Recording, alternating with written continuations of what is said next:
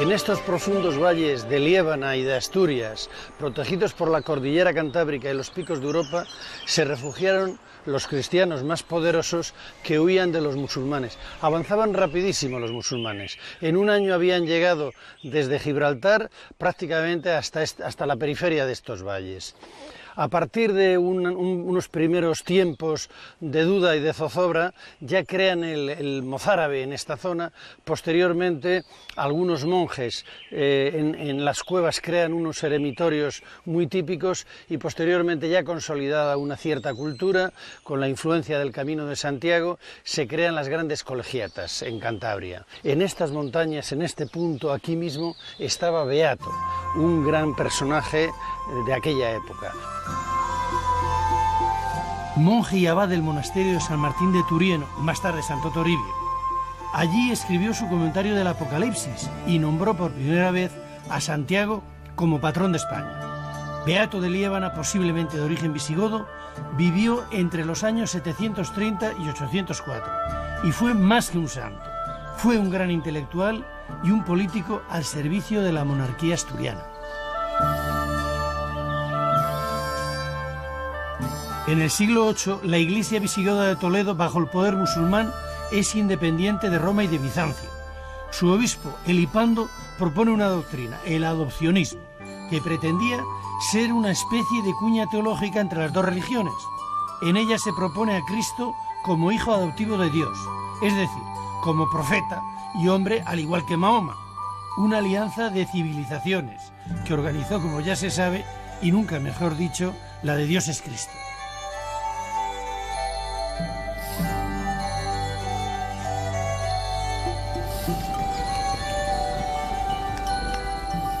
Beato de Liébana, en el año 785, junto a su aliado el obispo de Osma, Eterio, rebate vehementemente el adopcionismo y encuentra ayuda inmediata en Carlomagno y en Roma. El éxito de Beato fue total, porque en adelante la Iglesia española sería la de la Reconquista. En su poema O Dei Verbum apoya al rey asturiano Mauregato y cita por primera vez la vinculación de Santiago Mayor con Hispania, llamándole además refulgente áurea cabeza de Hispania.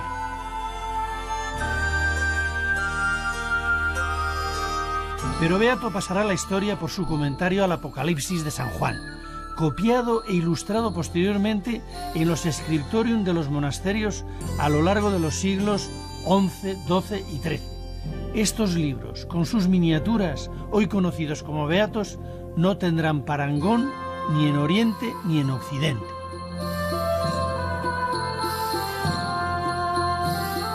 Sin citarlo en ningún momento, Beato alude al fin del primer milenio y a la amenaza del Islam, haciendo de su comentario al Apocalipsis un tratado sobre el anticristo y sobre los modos de reconocerlo. Es el mensaje ideológico dirigido al cristianismo hispano, acorralado en las montañas. No hay que olvidar que Apocalipsis quiere decir revelación.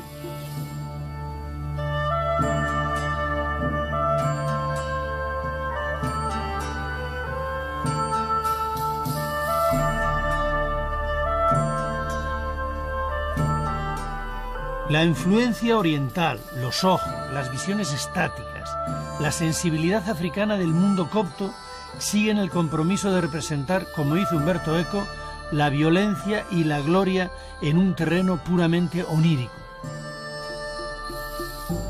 El punto de sutura entre el mundo y el texto es el texto sagrado. Y el texto sagrado tiene un solo sentido, el literal. Si dice que la bestia existe, la bestia existe.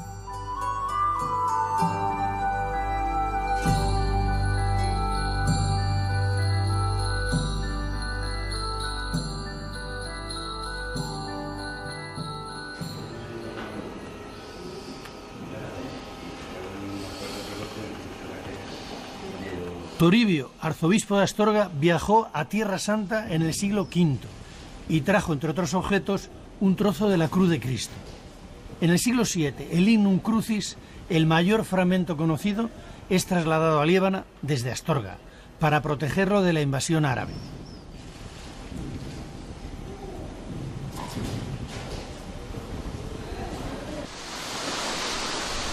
Cuenta la leyenda que antes del siglo VII, Santo Toribio vino a Liébana a cristianizarla. subió al monte La Biorna y desde allí lanzó su bastón. Donde cayese, allí se construiría un monasterio.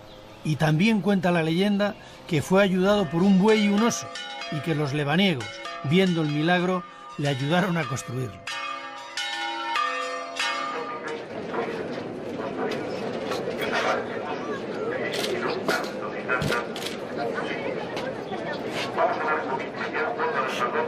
Santiago de Compostela, Jerusalén, Roma y Liébana son los 4 lugares santos del cristianismo, privilegio otorgado por el Papa León II en 1512. Cuando Santo Toribio coincide en domingo, se celebra el Año Santo Lebaniego, al que acuden miles de peregrinos de todos los lugares del mundo.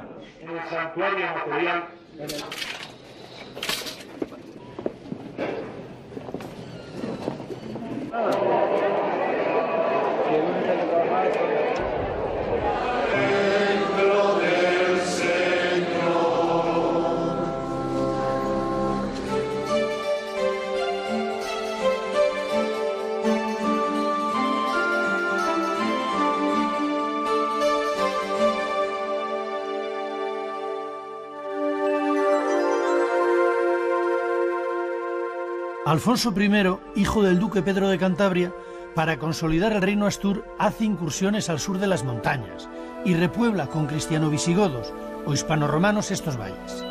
Los primitivos eremitorios rupestres de Valderredible, en el siglo X, son las primeras fundaciones monásticas de estos repobladores, que fueron sin duda el potencial material y espiritual que hizo posible la futura empresa de la Reconquista.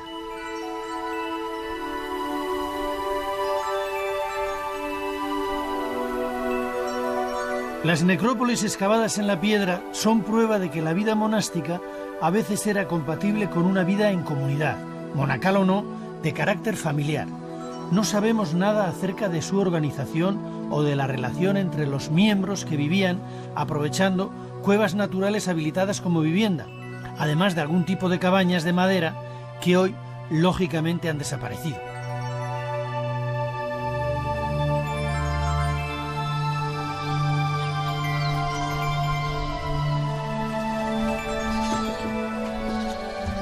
En otros casos, como en este de Arroyuelos, excavaban sus templos en lugares donde la roca era muy blanda, especialmente en afloramientos de arenisca o en cerros calizos.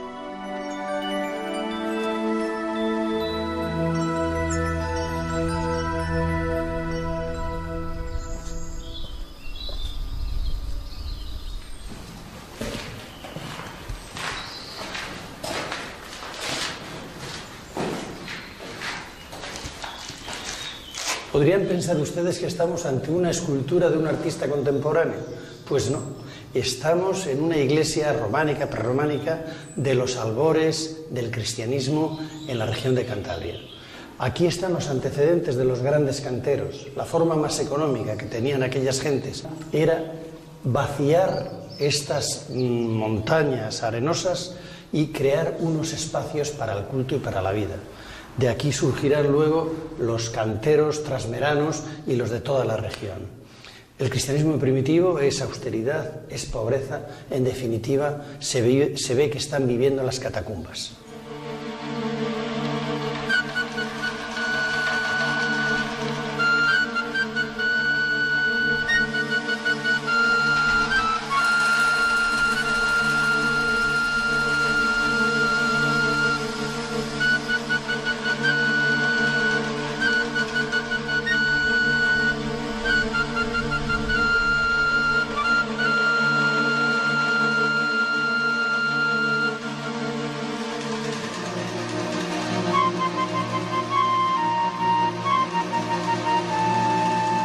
Al desaparecer la amenaza musulmana sobre Cantabria a partir del siglo X, las iglesias excavadas en la roca, protegidas por su identificación con el paisaje, se dejan de construir para levantar los nuevos templos ya de fábrica, es decir, con paredes de piedra.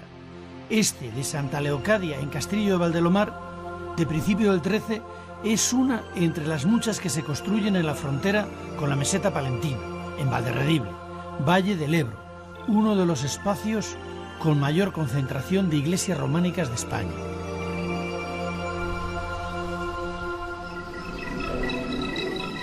De especial interés por la fecha de su obra, principios del 12, es San Juan de Villanueva de la Nia, que fue construida posiblemente por los mismos canteros que labraron San Pedro de Cervatos, como parece demostrarlo la calidad de su escultura y los temas obscenos y jocosos de los canecillos.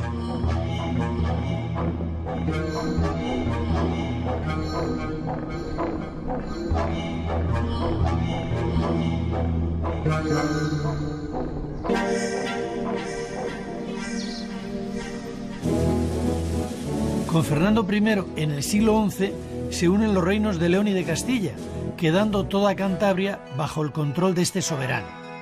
Los principales monasterios continúan o inician ahora su andadura.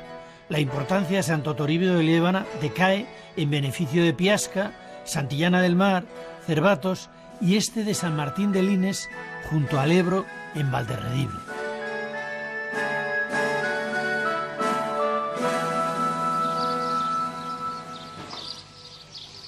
La iglesia que queda del monasterio de San Martín de Lines es una de las más bellas y monumentales de Cantabria, orgullo de Valderredible y testimonio de la antigüedad de la vida en este valle privilegiado. Este monasterio, que debió nacer en los primeros siglos de la repoblación, quizás con carácter familiar, tuvo antecedentes mozárabes ya en el siglo X. Protegido por condes y nobleza castellana, debió extender su influencia por todo el valle.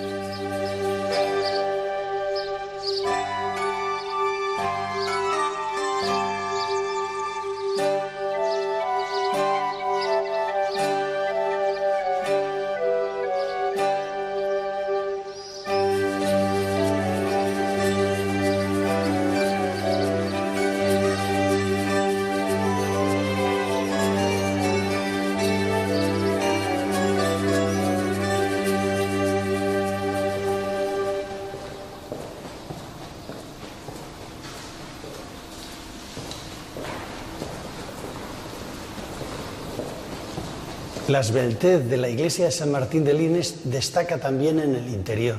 La nave, por ejemplo, tuvieron que hacerla con los muros inclinados, tanto por adentro como por afuera.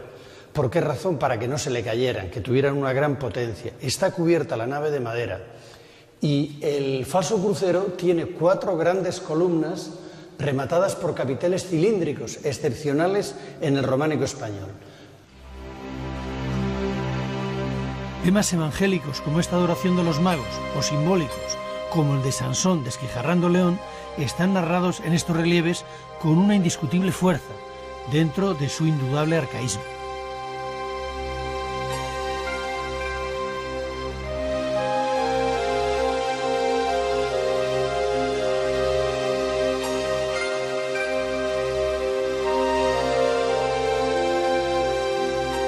El ábside y presbiterio que tengo a mis espaldas están adornados por doble arquería. Esta característica que aligera mucho el peso de las masas arquitectónicas es muy común en el románico cántabro, sobre todo en las colegiatas. Antiguamente estaban pintados en la época románica con unas pinturas maravillosas, de las cuales solo nos quedan unos restos, los únicos que existen en el románico de esta región.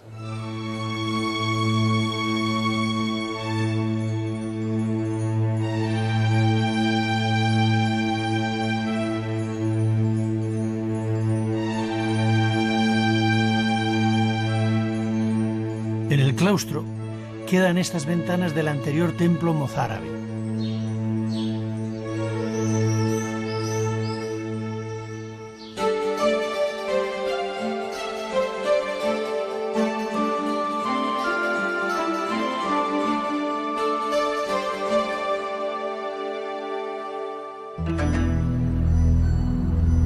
Cuenta la leyenda que el conde de Liébana, don Alfonso, quiso traer a Santa María de Leveña los restos de Santo Toribio, que estaban depositados en el monasterio de San Martín de Turién, pero al abrir la sepultura se quedó ciego. Con ello el santo manifestó su opinión contraria al traslado. El conde Alfonso, arrepentido, mandó construir la iglesia de Santa María en el año 925 y la donó al monasterio.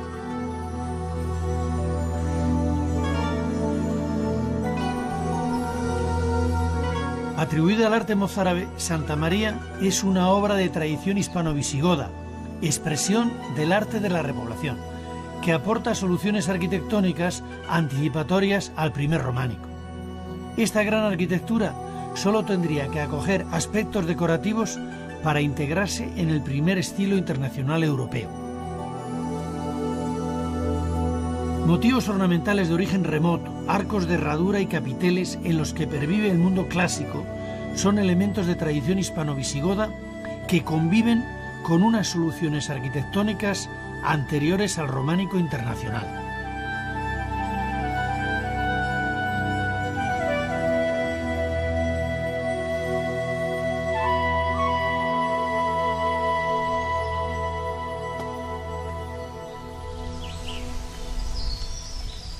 En el valle de Iguña, junto al pueblo de Bostronizo, escondida en un bosque de robles, se oculta esta pequeña ermita de San Román de Moroso, un pequeño tesoro del siglo X, contemporánea a Santa María de Leveña, que sigue la tradición hispano-visigoda.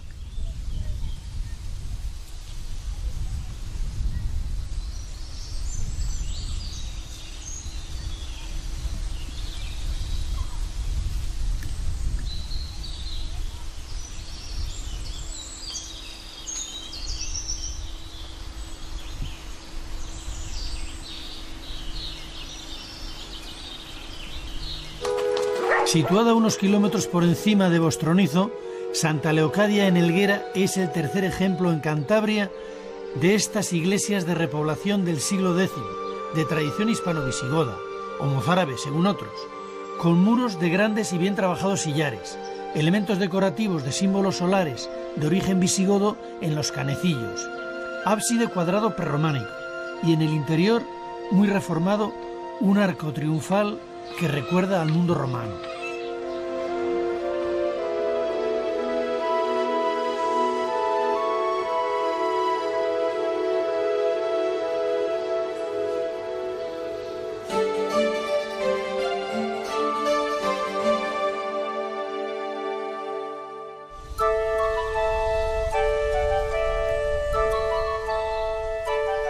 En el municipio de Cabezón de Liébana, próximo a Potes, se encuentra Santa María la Real de Piasca, otro de los grandes monasterios románicos de Cantabria, cuyo origen se remonta a los años de repoblación del reino asturiano a finales del siglo IX. En el siglo X consta como monasterio dúplice de monjes y monjas, y ya en el siglo XII pasa a depender de Sagún, y el templo es reformado por el maestro Covaterio, dando como resultado la iglesia románica actual.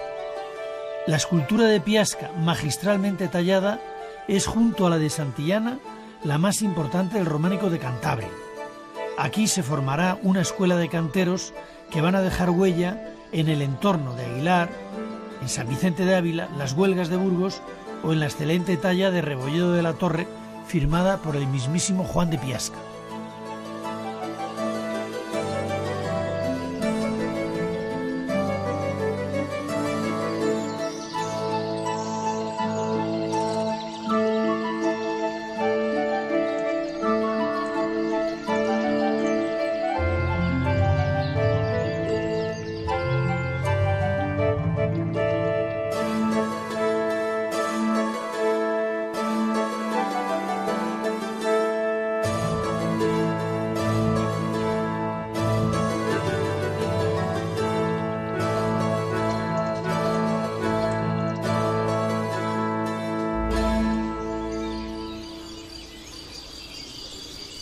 En la puerta sur de la iglesia, que posiblemente daría un claustro hoy desaparecido, se representan con gran precisión diferentes oficios de la época: herreros, sastres, calígrafos.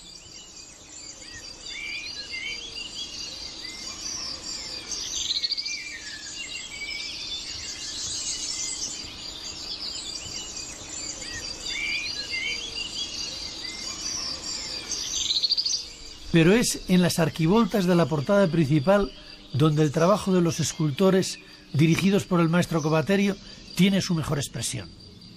El buen oficio de los canteros cántabros que tallaron a estos músicos celestiales permite a la imaginación oír los sonidos de los instrumentos, que, como el rabel, eran entonces muy populares.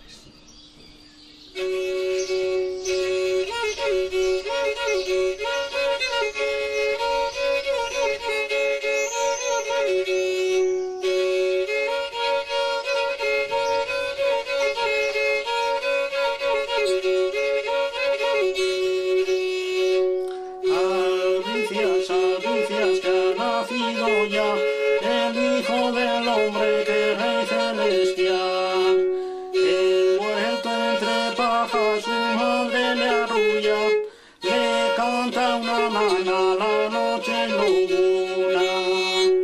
Albricias, albricias, que ha nacido ya el Hijo del Hombre, que Rey celestial. Se amansan las fieras, la noche es más clara, llegan los pastores con su humilde carga. Albricias, albricias, que ha nacido ya el Hijo del Hombre, que Rey celestial. El Hijo del Hombre, que Rey celestial.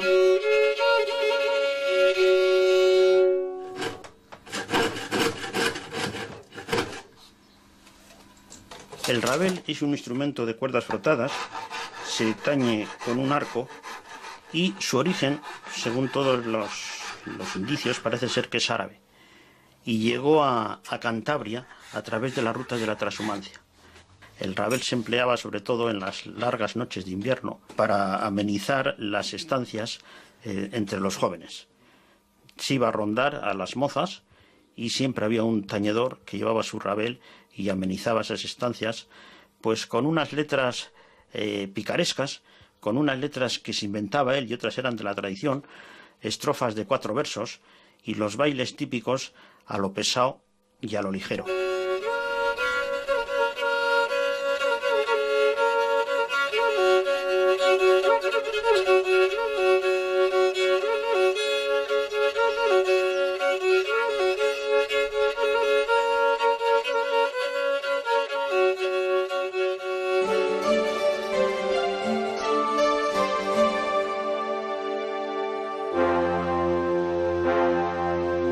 A pocos kilómetros de la costa se encuentra Santillana del Mar, un núcleo de repoblación en la que era entonces región oriental del Reino de Asturias, llamada Asturias de Santillana, que inició el rey Alfonso I, hijo del duque de Cantabria don Pedro, y casado con la hija de don Pelayo, Hermesinda. El gran desarrollo posterior de esta población se refleja en una de las obras más importantes del románico de Cantabria, la Colegiata de Santillana del Mar. A mediados del siglo X ya existen documentos sobre un lugar llamado Planes, donde una condesa llamada doña Fronilde hace donaciones. Posteriormente, en torno a las reliquias de Santa Juliana, se crea ya en el siglo XI-XII un gran monasterio, el que tenemos a nuestras espaldas. Recibe donaciones de reyes tan importantes como don Fernando I de Castilla y León y Alfonso VI y Alfonso VIII. De ellos depende la villa que se crea en el entorno del monasterio y que es un lugar de realengo, depende solo del rey y que se llama Santillana en honor a la santa de las reliquias, Santa Juliana.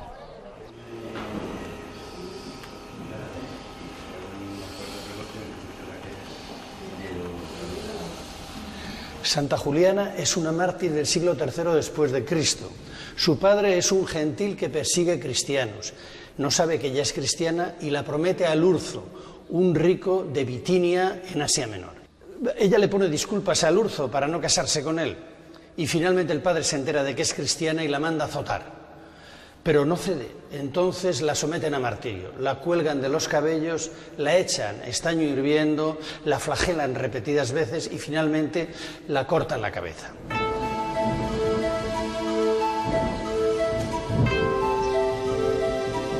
Construcción de clara influencia burgalesa de la primera mitad del siglo XII, muestra el ingenio del maestro de la obra en cómo alivia el pesado volumen y la gran altura de los ábsides con la construcción de ventanas profundas, impostas y columnas, además de una rica decoración escultórica.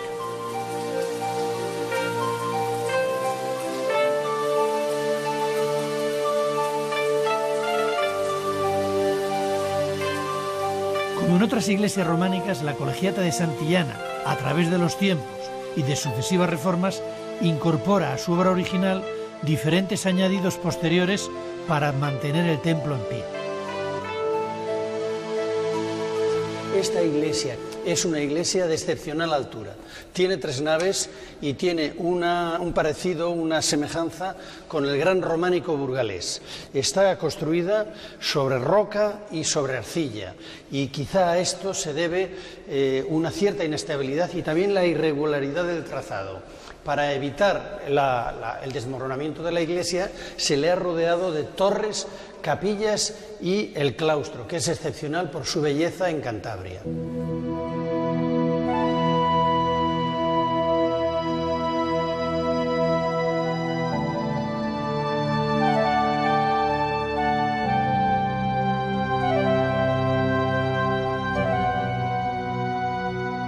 El relieve de gran tamaño que adorna el ábside mayor podría corresponder a la antigua puerta románica, y es muy probable que sea del mismo maestro que trabaja en los capiteles del claustro.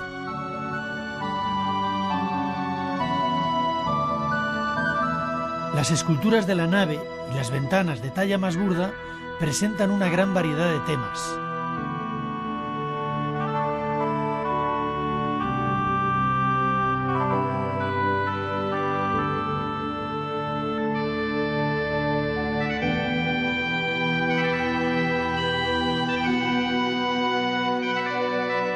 La gran pila bautismal con Daniel entre los leones, el relieve del Pantócrato o el de la Virgen y el Niño son las muestras que nos ponen en contacto con el gran maestro del claustro.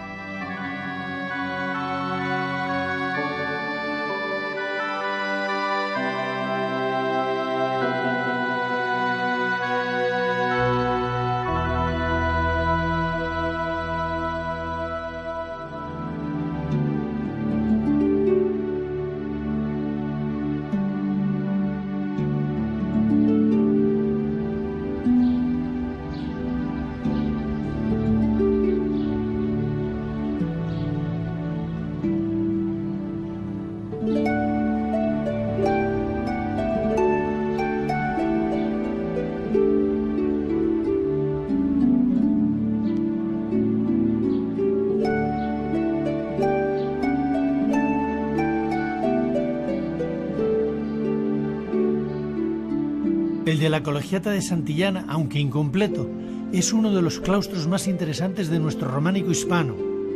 En él se presenta una rica imaginería religiosa muy poco usual en otros claustros, con temas apocalípticos alternándose con exquisitos trabajos de entrelazados y cesterías.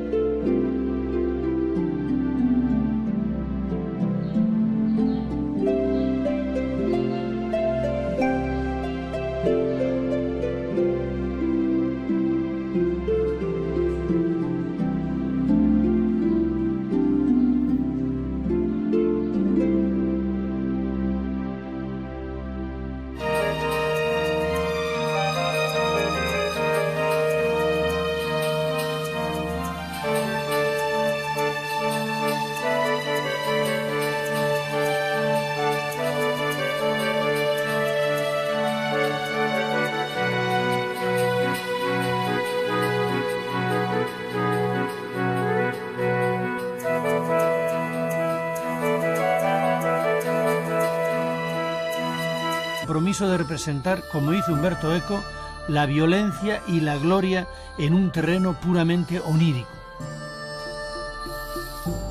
El punto de sutura entre el mundo y el texto es el texto sagrado.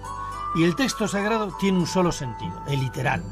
Si dice que la bestia existe, la bestia existe.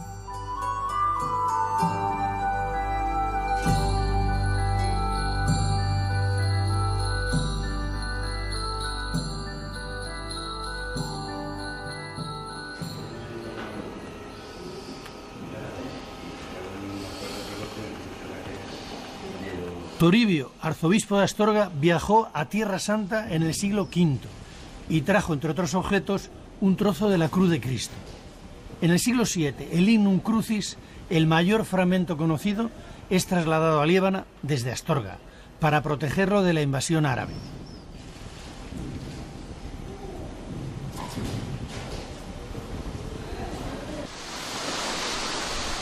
Cuenta la leyenda que antes del siglo VII Santo Toribio vino a Liébana a cristianizarla.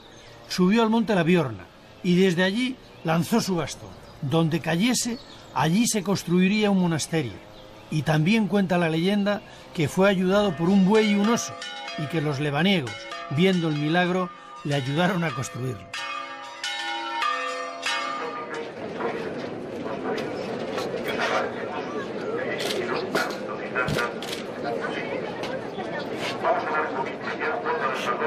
Santiago de Compostela, Jerusalén, Roma y Liébana son los 4 lugares santos del cristianismo, privilegio otorgado por el Papa León II en 1512. Cuando Santo Toribio coincide en domingo, se celebra el Año Santo Lebaniego, al que acuden miles de peregrinos de todos los lugares del mundo.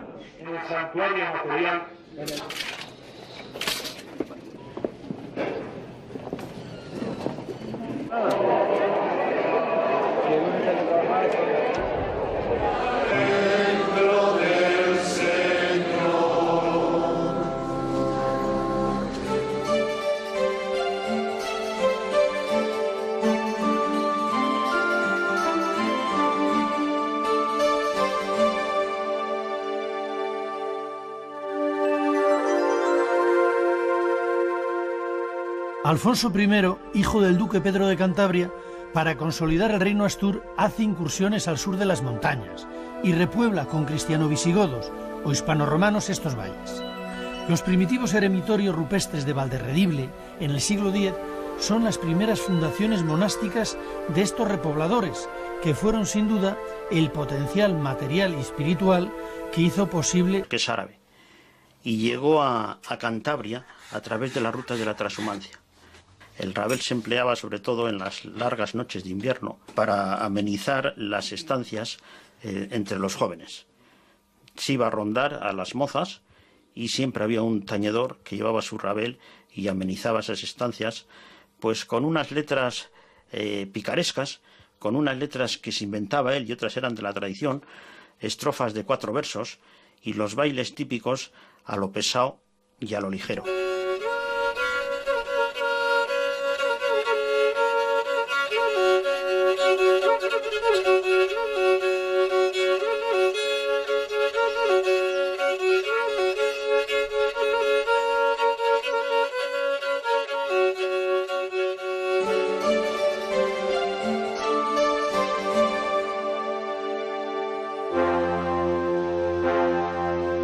A pocos kilómetros de la costa se encuentra Santillana del Mar, un núcleo de repoblación en la que era entonces región oriental del Reino de Asturias, llamada Asturias de Santillana, que inició el rey Alfonso I, hijo del duque de Cantabria don Pedro, y casado con la hija de don Pelayo, Hermesinda. El gran desarrollo posterior de esta población se refleja en una de las obras más importantes del románico de Cantabria, la Colegiata de Santillana del Mar.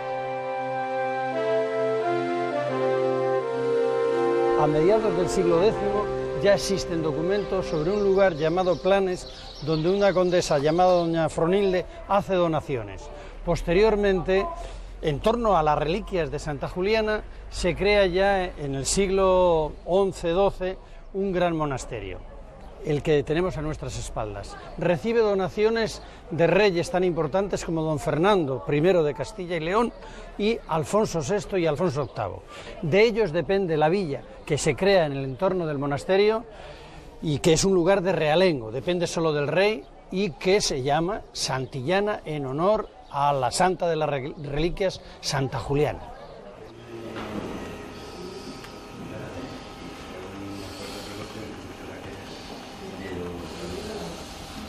Santa Juliana es una mártir del siglo III después de Cristo.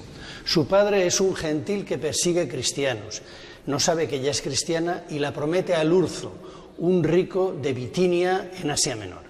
Ella le pone disculpas a Lurzo para no casarse con él y finalmente el padre se entera de que es cristiana y la manda a azotar. Pero no cede, entonces la someten a martirio, la cuelgan de los cabellos, la echan estaño hirviendo, la flagelan repetidas veces y finalmente la cortan la cabeza.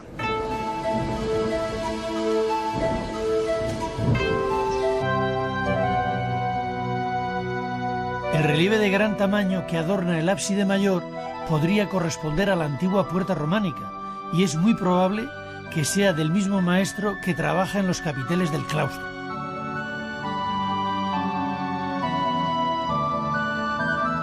Las esculturas de la nave y las ventanas de talla más burda presentan una gran variedad de temas.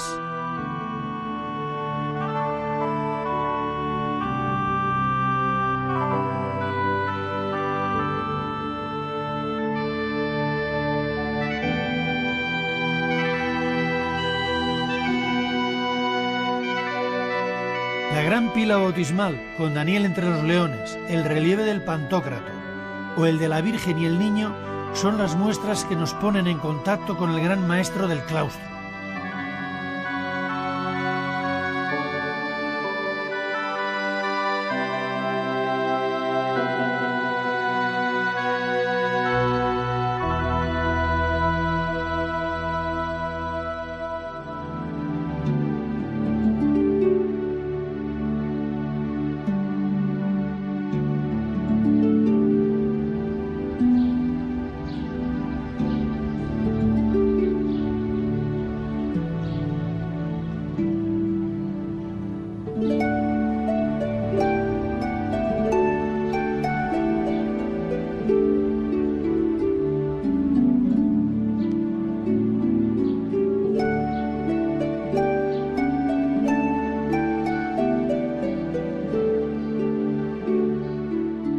El de la Colegiata de Santillana, aunque incompleto, es uno de los claustros más interesantes de nuestro románico hispano.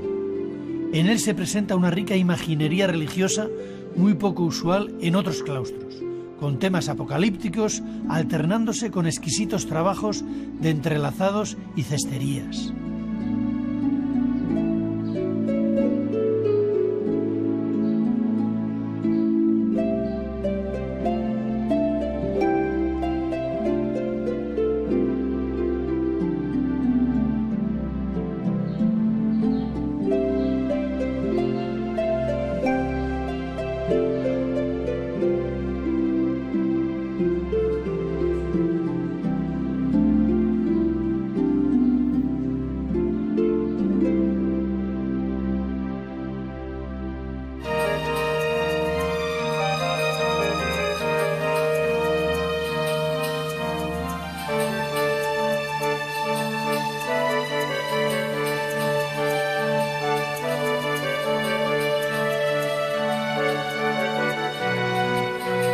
Santa María es una obra de tradición hispano-visigoda, expresión del arte de la repoblación, que aporta soluciones arquitectónicas anticipatorias al primer románico. Esta gran arquitectura solo tendría que acoger aspectos decorativos para integrarse en el primer estilo internacional europeo. Motivos ornamentales de origen remoto, arcos de herradura y capiteles en los que pervive el mundo clásico son elementos de tradición hispano-visigoda que conviven con unas soluciones arquitectónicas anteriores al románico internacional.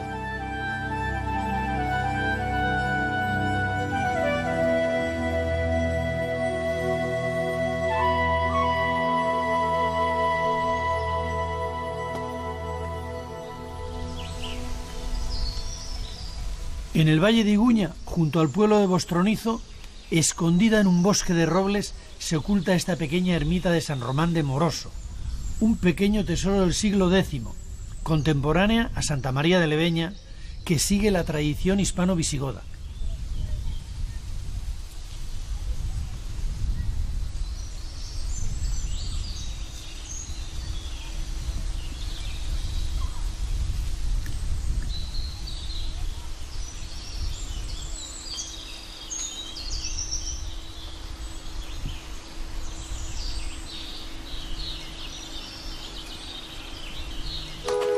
Situada a unos kilómetros por encima de Bostronizo, Santa Leocadia en Helguera es el tercer ejemplo en Cantabria de estas iglesias de repoblación del siglo X, de tradición hispano-visigoda, o mozárabe según otros, con muros de grandes y bien trabajados sillares, elementos decorativos de símbolos solares de origen visigodo en los canecillos, ábside cuadrado prerrománico y en el interior, muy reformado, un arco triunfal que recuerda al mundo romano.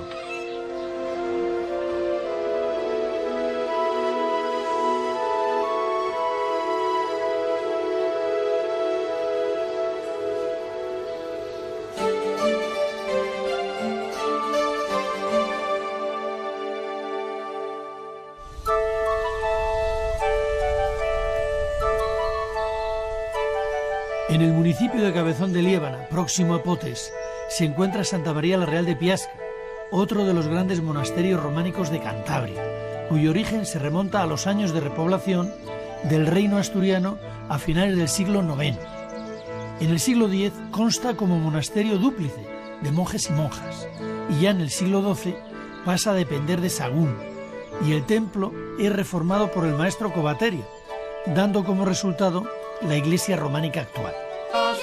La noche es más clara, llegan los pastores con su humilde carga. Albricias, que ha nacido ya el Hijo del Hombre, que es Rey celestial.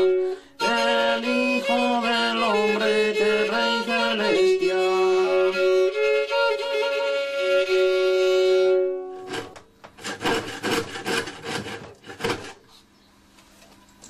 El rabel es un instrumento de cuerdas frotadas, se tañe con un arco y su origen, según todos los indicios, parece ser que es árabe y llegó a Cantabria a través de las rutas de la transhumancia.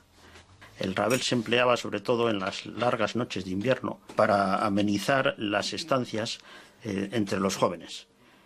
Se iba a rondar a las mozas y siempre había un tañedor que llevaba su rabel y amenizaba esas estancias, pues con unas letras picarescas, con unas letras que se inventaba él y otras eran de la tradición, estrofas de 4 versos y los bailes típicos a lo pesado y a lo ligero.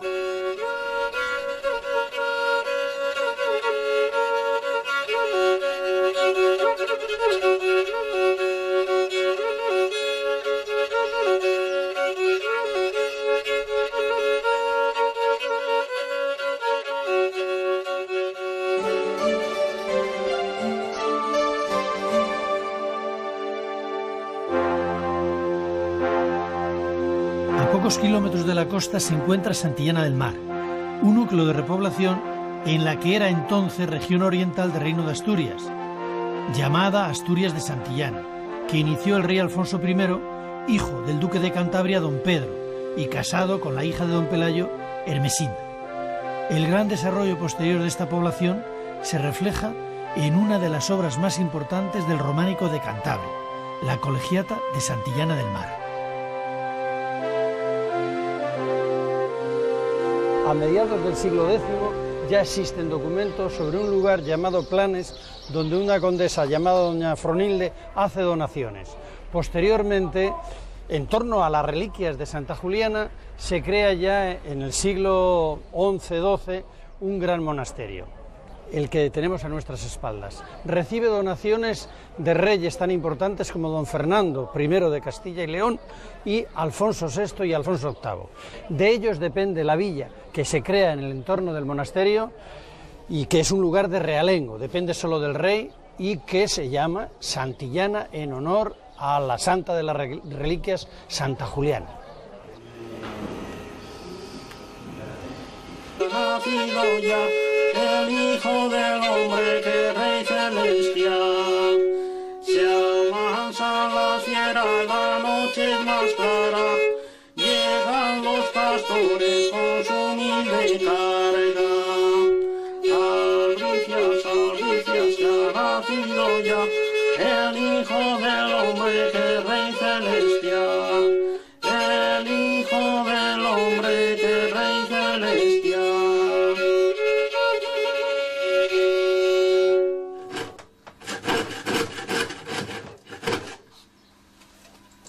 El rabel es un instrumento de cuerdas frotadas, se tañe con un arco y su origen, según todos los indicios, parece ser que es árabe y llegó a Cantabria a través de las rutas de la transhumancia.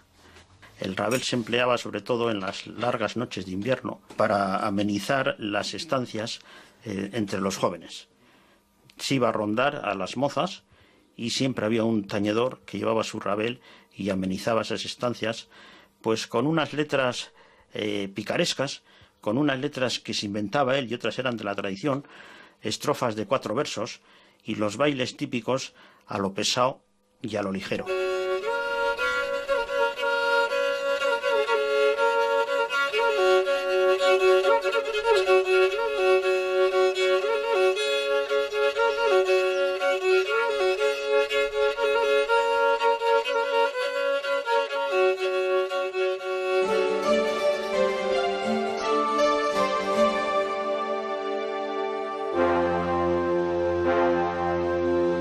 pocos kilómetros de la costa se encuentra Santillana del Mar, un núcleo de repoblación en la que era entonces región oriental del Reino de Asturias, llamada Asturias de Santillana, que inició el rey Alfonso I, hijo del duque de Cantabria don Pedro, y casado con la hija de don Pelayo, Hermesinda. El gran desarrollo posterior de esta población se refleja en una de las obras más importantes del románico de Cantabria, la Colegiata de Santillana del Mar. A mediados del siglo X ya existen documentos sobre un lugar llamado Planes, donde una condesa llamada doña Fronilde hace donaciones. Posteriormente, en torno a las reliquias de Santa Juliana, se crea ya en el siglo XI-XII un gran monasterio, el que tenemos a nuestras espaldas. Recibe donaciones de reyes tan importantes como don Fernando I de Castilla y León y Alfonso VI y Alfonso VIII. De ellos depende la villa que se crea en el entorno del monasterio y que es un lugar de realengo, depende solo del rey y que se llama Santillana. Apocalipsis quiere decir revelación.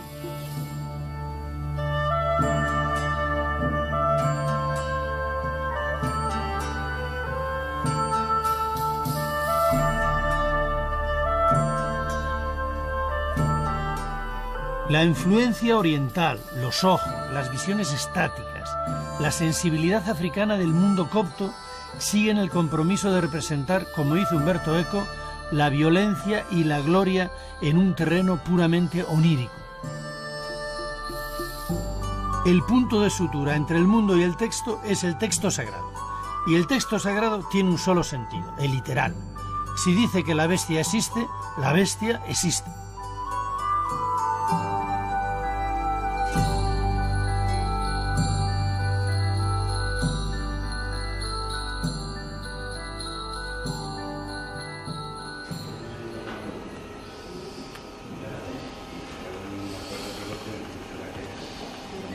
Toribio, arzobispo de Astorga, viajó a Tierra Santa en el siglo V y trajo, entre otros objetos, un trozo de la cruz de Cristo. En el siglo VII, el Lignum Crucis, el mayor fragmento conocido, es trasladado a Liébana desde Astorga, para protegerlo de la invasión árabe.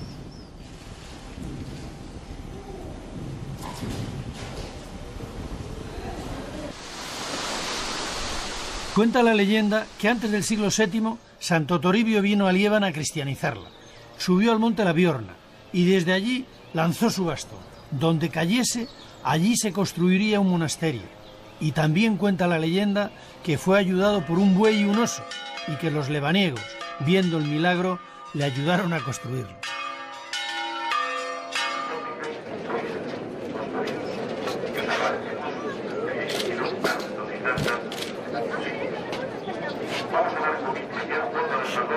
Santiago de Compostela, Jerusalén, Roma y Liébana son los 4 lugares santos del cristianismo, privilegio otorgado por el Papa León II en 1512. Cuando Santo Toribio coincide en domingo, se celebra el Año Santo Lebaniego, al que acuden miles de peregrinos de todos los lugares del mundo. En el santuario material,